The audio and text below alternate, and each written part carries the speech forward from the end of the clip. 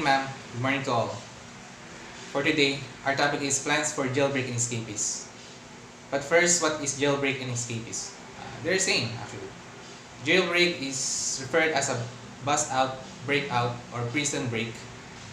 It's the act of the inmate leaving prison through the unofficial or illegal ways. Jailbreak, nangyayari po yan sa prison where inmates or detainees tumatakas sila sa prison, planned or unplanned.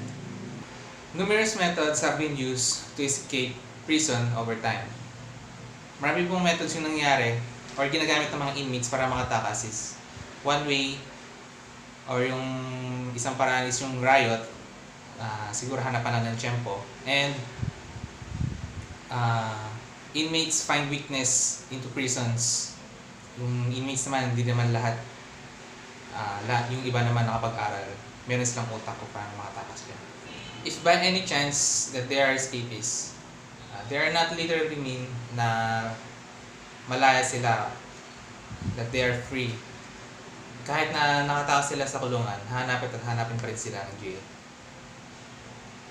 So, our next is plans for jailbreak and escapees that will be further explained.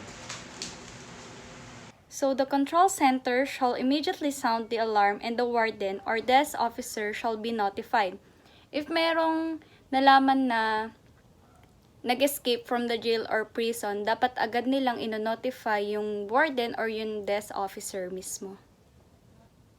At the first sound of the alarm, all prisoners shall be locked in their respective cells while those in work details should be marched in an orderly manner to their cells. So, dun sa first na alarm is dapat yung mga prisoners is papasok sila dun sa prison cells nila. And yun sa mga nagtatrabaho sa labas ng prison cells nila is magmamarch sila in an orderly manner dun sa prison cells nila. All jail personnel, custodial or non-custodial, shall make themselves available for emergency deployment with the exception of those previously assigned. The desk officer or the armorer shall issue firearms or members of the custodial force who shall immediately dispatch to strategic posts according to the plan. A simultaneously institution-wide accounting shall be made to determine the number of inmates who escaped and their identities established. So, iikot sila sa bawat prison cell. Titignan nila kung sino yung nakatakas at ilan yung mga nakatakas doon.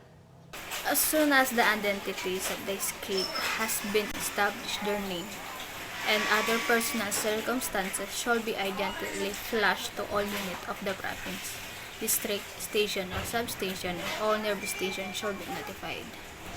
Ito, at this part of this presentation, kailangan namang malaman ng mga district, station, or substation na may nakatakas na inmate or detainee sa kanilang lugar para aware sila.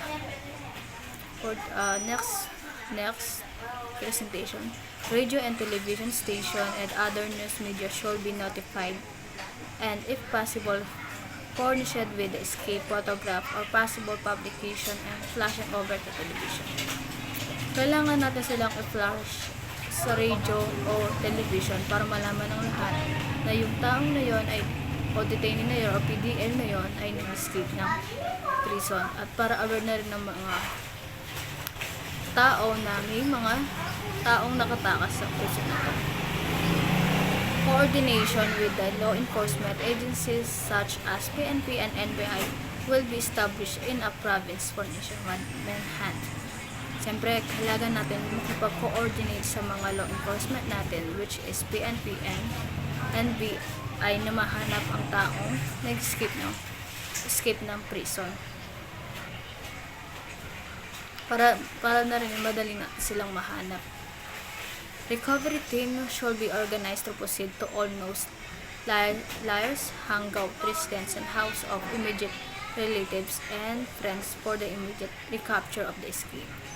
Siyempre, kailangan natin puntahan yung mga alam natin na pupuntahan ng mga PDL na nag-escape sa prison. Halimbawa na nito ang mga family relatives nila and friends relatives nila na pwedeng makatulong, parang pwedeng tumulong sa kanila para maitago siya. Kaya next, in case of mass jailbreak, all members of the custodial force shall be immediately issued firearms and assigned to critical posts to block the escape routes, while the pursuing team should get out of the jail premises to recapture the escapes. The rest of the jail personnel and custodial force who are off duty should be conducted by phone or through fastest means available to require them to report for duty immediately. Next, if an officer or any member is held hostage, reasonable caution should be taken to ensure her and safety. Yun na, kung ang isang PDL ay ibalak tumakas, at dahil sa pagkabalak niyang tumakas, stage niya isang officer natin. So, ang officer natin ay kailangan natin siya makuha ng safety. Although parehas sila makuha ng safe na walang masasaktan. Unless na lang kung susugatan or papatayin niya yung hinostage niya. Thank you. If the warden held hostage for all intents and purposes, he ceases to exercise authority and the next in command or the most officer present shall take over. So in an event of the warden being held hostage by yung mga naka-escape or mga detainees, it's the job ng the next in command, such as yung executive officer. In other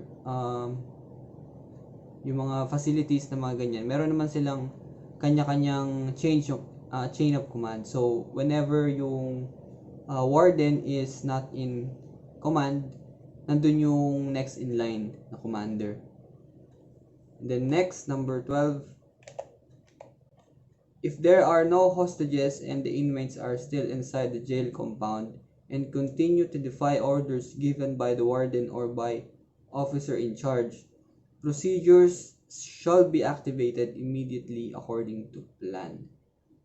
And this is something na in an event of escape or jailbreak. So if there are no hostages present and nasa loob pa rin sila ng compound or ng facility, it's the job ng personnel na mag-proceed pa rin sa actual protocol or yung procedures na dapat gawin in an event of jailbreak.